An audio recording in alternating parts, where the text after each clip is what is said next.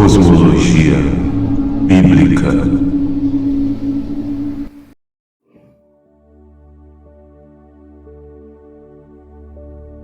Shalom a todos, sejam muito bem-vindos ao canal Cosmologia Bíblica. Antes de entrar no assunto do Biblecast, quero avisar que o canal Prisca de Coco está sofrendo com ataques e censuras da plataforma FoiceTube e gostaria de pedir que se inscrevessem no canal secundário. Chama Prisca Conta Continua, o link vai estar na descrição. Este vídeo será o segundo Biblecast da nova playlist no canal, para tratar de diversos assuntos correlacionados ao nosso plano tridimensional, inclusive no qual se instaurou a quarta dimensão, que faz parte do governo do anticristo, que é difundida através da internet. Vamos discorrer de diversos assuntos que são tratados de forma subjetiva e muitas vezes ocultados da maioria das pessoas, que são classificados pela mídia mainstream como teoria da conspiração ou outros adjetivos que são imputados pejorativamente para esconder a verdade da população em geral. Neste segundo BC, quero ajudá-los a chegar ao entendimento que tive da transfiguração de Estevão no momento do apedrejamento após sua luta contra o sistema corrompido da falsa religião. Em Atos, capítulo 7, do versículo 54 até o 60, está escrito: E ouvindo eles isto, enfureciam-se em seus corações e rangiam os dentes contra ele. Mas ele, estando cheio do Espírito Santo, fixando os olhos no céu, viu a glória de Deus e Jesus, que estava à direita de Deus, e disse: Eis que vejo os céus abertos, e o Filho do Homem, que está em pé à mão direita de Deus. Mas eles gritaram com grande voz, taparam seus ouvidos e arremeteram unânimes contra ele, e expulsando-o da cidade, o apedrejavam. E as testemunhas despuseram as suas capas aos pés de um jovem chamado Saulo, e apedrejaram a Estevão, que em invocação dizia: Senhor Jesus, recebe o meu espírito. E pondo-se de joelhos, clamou com grande voz: Senhor, não lhes impute este pecado. E tendo dito isto, adormeceu. No decorrer do Biblecast, vamos discorrer a respeito deste acontecimento histórico para a vida daqueles que buscam a luta contra as mentiras do sistema, andando nos caminhos de Cristo. Em Efésios 2:6 diz que ele nos ressuscitou juntamente com ele e nos colocou assentados nos lugares celestiais. Cristo faz a viagem interdimensional, passando de homem-carne e assumindo novamente sua forma do corpo glorificado, e em um âmbito atemporal nos transporta para a eternidade. Isto é o que chamamos de escrever o nome no livro da vida. Quem reconhece o sacrifício da cruz e recebe o Messias é transportado diretamente para fora deste plano físico, nas regiões celestiais ou diretamente no sétimo céu. Assim como há em uma revelação no livro de Apocalipse que conta a respeito dos livros que são abertos e o livro que é aberto, aqui neste versículo no livro de Efésios temos o entendimento que nos leva a compreender melhor os relatos dos outros livros, como o próprio livro de Enoque descreve. Vivemos atrelados a uma dimensão física, mas somos originalmente alma, habitando em um corpo, e possuímos o Espírito, que em hebraico é Ruach, que significa sopro ou Espírito de Deus. Ao mesmo tempo, aqueles que recebem a Cristo e também reconhecem o sacrifício do madeiro como o único elo capaz de conectar dimensões, trazendo de volta aquilo que Adão perdeu no Éden, já está vivendo a vida eterna, mesmo estando aqui na terra. Aqueles que rejeitam a Cristo deliberadamente, estes já estão condenados desde a fundação dos tempos. É possível encontrar diversas referências, como em 1 Pedro 3:22, que apontam para que Cristo está assentado à destra do Criador.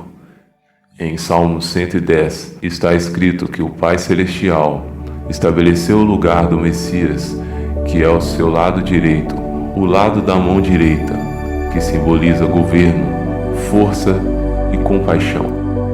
O Criador havia posto Cristo assentado à sua destra no sétimo céu, onde está o vórtex central da árvore da vida, e todas as hostes celestiais adorando incessantemente ao grande Eu Sou.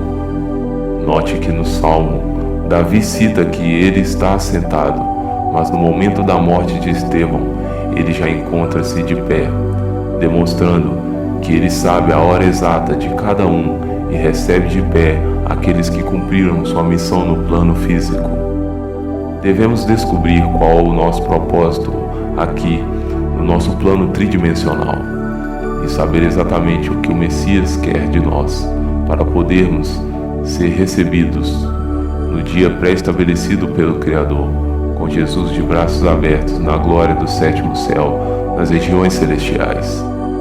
O nome Estevão vem do grego Stephanos, o qual se traduz para aramaico como Kelil, que significa coroa.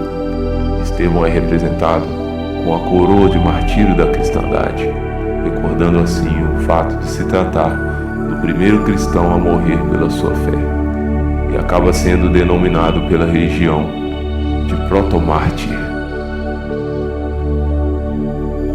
Até aqui, aprender um pouco melhor sobre o segredo da transfiguração no rosto de Estevão foi importante para entender e ter uma base dos próximos textos e sabermos fazer uma conexão para como vamos viver a plenitude que o apóstolo viveu.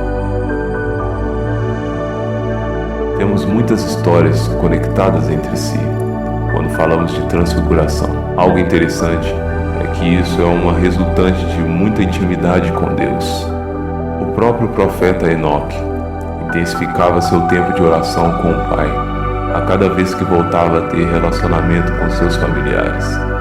Ele começou guardando um dia da semana para ter relacionamento com o Criador e voltando a ver pessoas após esse período. Vemos que, de acordo com um padrão, ele passou a aumentar esse tempo com Deus, chegando até a ficar apenas um dia por ano em contato com homens, até o dia que Deus o tomou para si. Todas as vezes que Enoque voltava, o seu rosto brilhava com uma aparência de anjo transfigurado. Ele experimentou esse fenômeno por diversas vezes, até receber seu status de governo dos anjos nas regiões celestiais. Moisés jejuou 80 dias antes de receber as tábuas da lei do Criador. E quando desceu do Monte Sinai, seu rosto brilhava como o sol, seguindo o mesmo padrão. Paulo cita que, ao ter sido dado o mistério que trouxe morte, Moisés brilhava tanto que ninguém conseguia olhar para o seu rosto, mesmo no momento em que o brilho perdia sua intensidade.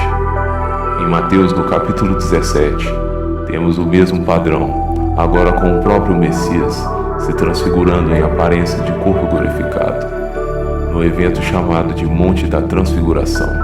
Só que desta vez, além do seu rosto brilhando, Cristo também resplandeceu suas vestes na frente de Pedro, Tiago e João. Jesus também, em Mateus, só que no capítulo 13, chama de tesouro escondido, um mistério que ele acabara de passar aos discípulos. Ele fala que os justos reluzirão como o sol no reino do Criador.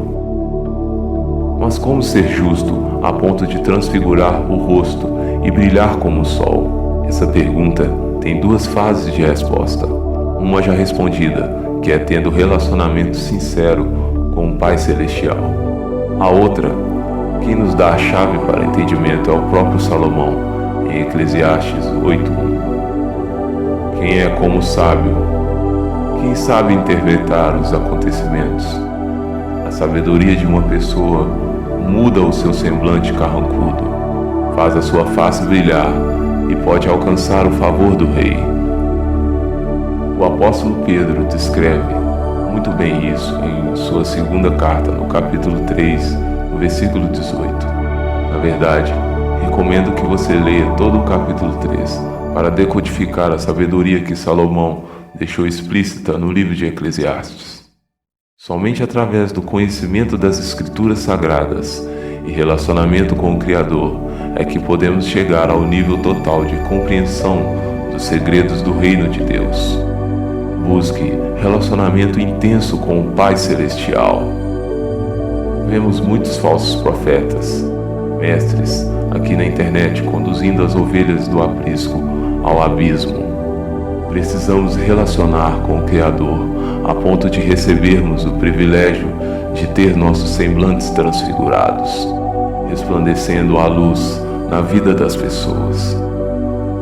Para encerrar, vou ler o versículo 18 de 2 Pedro 3. Antes, crescei na graça e no conhecimento do nosso Senhor e Salvador, Jesus Cristo. A Ele seja dada a glória, assim agora como no dia da eternidade. Amém. Fique na paz. Que o nosso Pai Celestial abençoe grandemente sua vida.